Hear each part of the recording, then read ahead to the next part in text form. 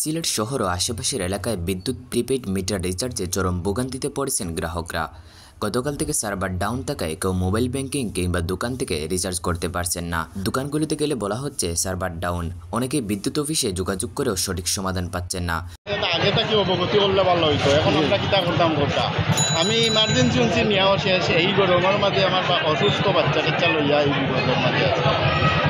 এখন আপনারা মিটার বদলানি তো একটা অপরিপক্কতার পরিচয় দেয় তারা।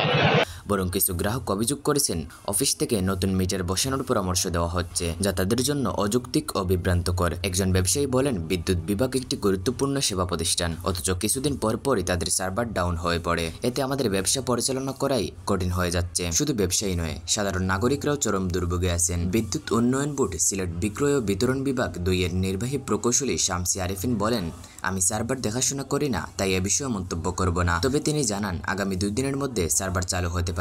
মিটার পরিবর্তনের বিষয়ে তিনি বলেন, মিটার পাল্টালে আমাদের কি লাভ। অন্যদিকে বিক্রয় ও বিতরণ বিভাগের আরেক কর্মকর্তা প্রকৌশলী মোহাম্মদ আব্দুল কাদেরের মোবাইলে যোগাযোগের চেষ্টা করা হলেও সেটি বন্ধ পাওয়া যায়। এ অবস্থায় দ্রুত সার্ভার সচল করে সমস্যার সমাধান করতে বিদ্যুৎ বিভাগের প্রতি আহ্বান জানিয়েছেন ক্ষুব্ধ গ্রাহকরা।